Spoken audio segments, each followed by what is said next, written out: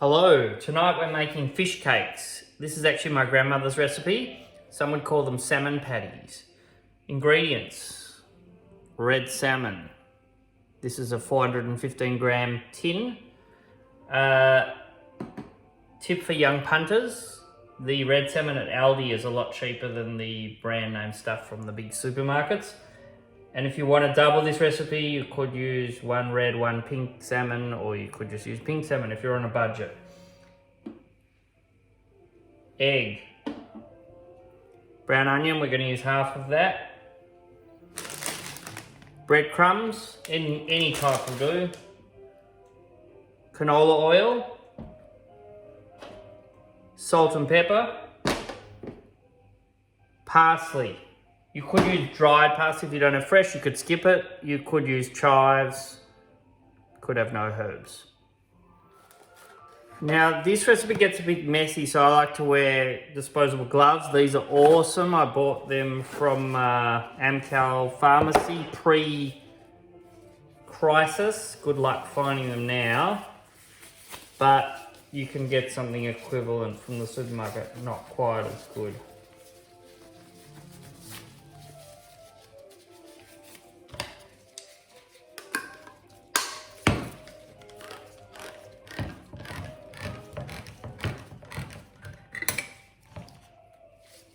So what you're going to do, you're going to drain the liquid off the salmon. Get most of it out.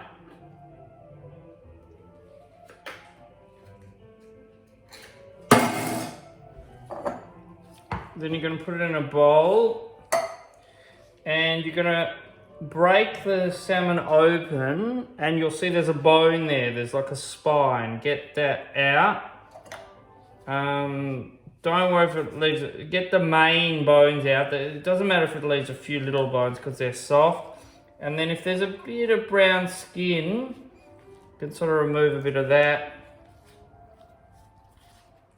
Chuck that out, but don't get too obsessed. As long as you get the main spine of the fish out, the big bones, yeah, the rest will be soft and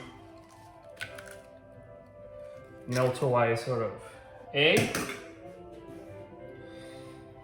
Okay. I need to chop the onion.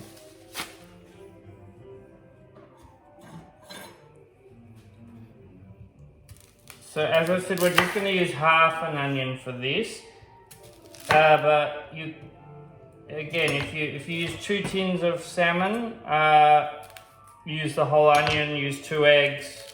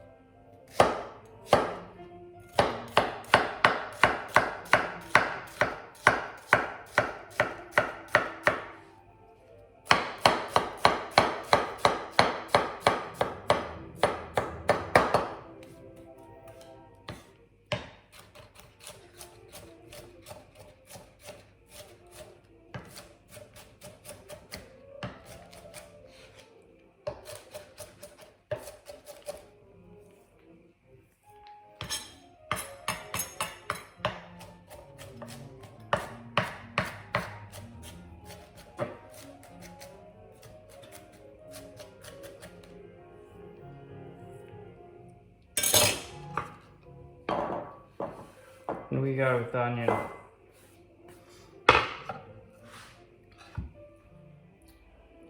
I chopped some parsley, in it goes. I did forget one ingredient, and that's flour. Just some plain flour.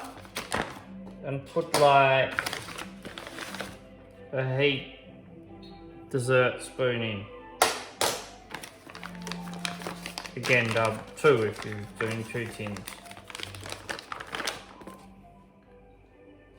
Okay, so we've got the salmon, the egg, the onion, the parsley, the flour all in a bowl, and we're going to mix it up.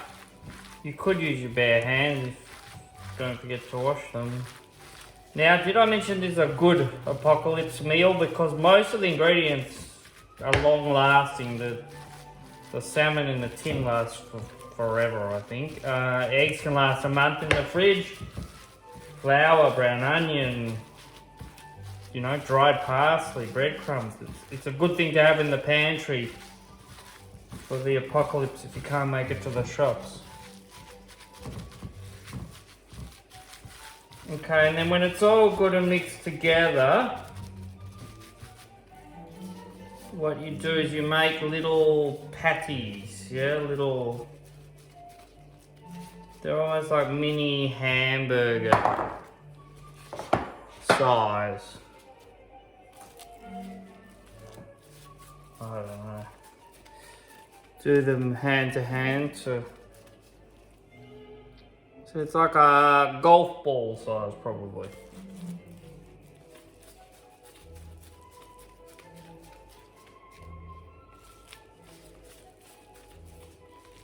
A bit more.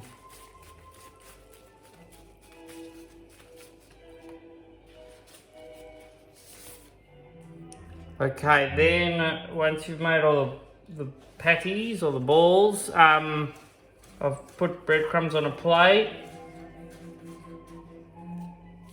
Sort of just coat them well. Use a lot of breadcrumbs, you're gonna have to throw some out, but it doesn't matter.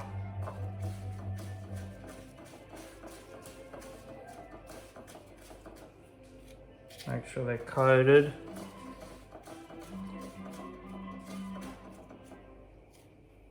Okay, we've got all our patties coated, fish cakes coated. It doesn't matter if they're slightly different sizes. We've got brown paper lunch bags to drain them on afterwards. We've got canola oil.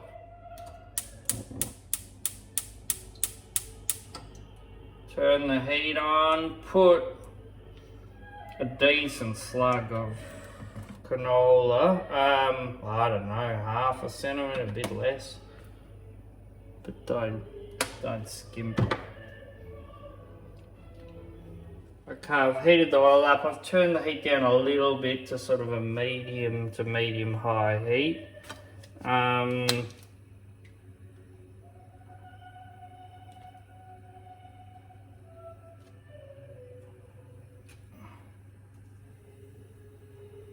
hear a bit of a sizzle there.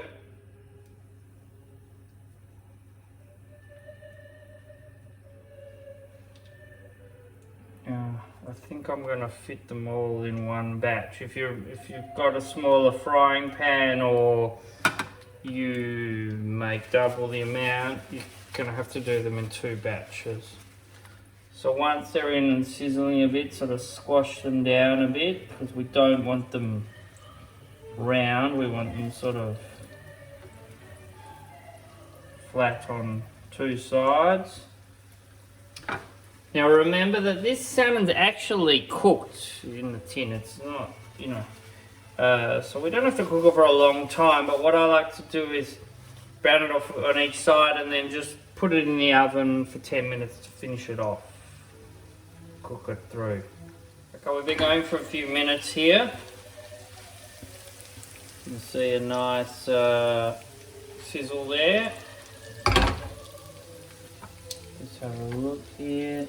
Yeah, I think they're ready to come over. They do break up pretty easy, but just if you carefully turn them, they shouldn't fall apart.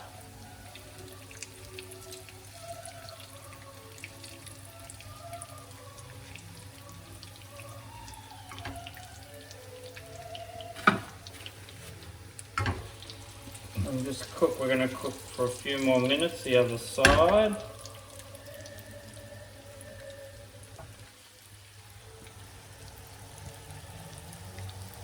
See how they're nice and golden brown.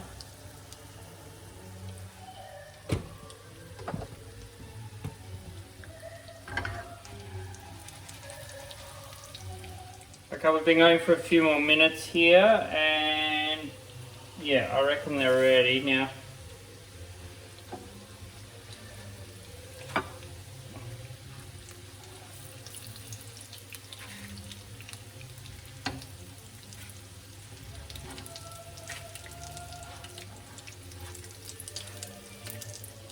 Don't worry if they don't look perfect.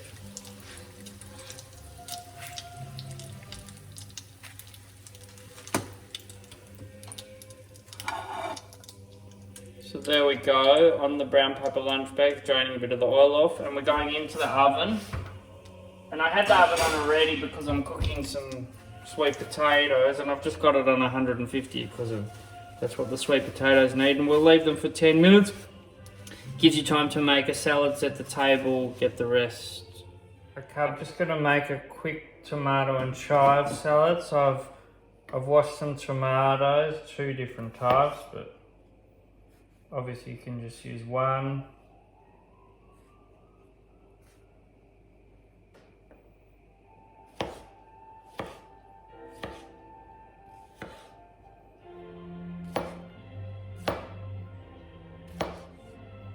Could use 3 if you're really keen.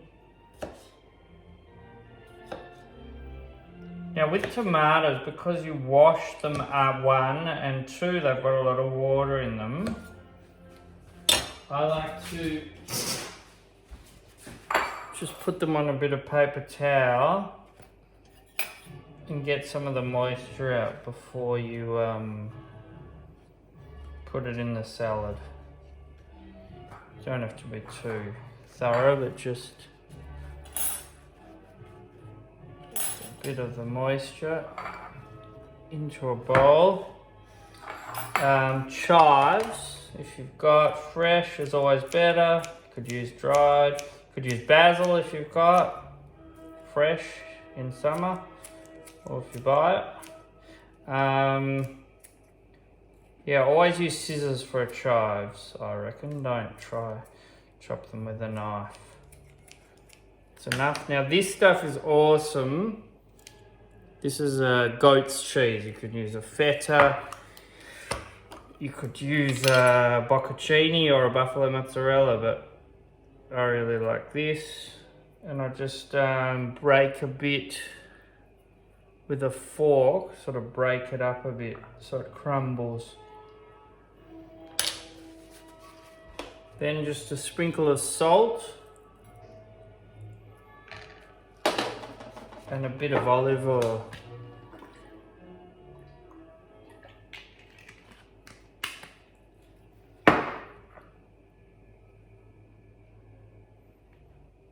Okay, here we have it, Granny Ann's fish cakes. Tomato, goat's cheese and chive salad, and some slow cooked sweet potato. Now I like to serve this with a bit of real mayonnaise. Don't use the craft stuff. You could use a sweet chili just as a dipping sauce on the side. It's optional. But tail von.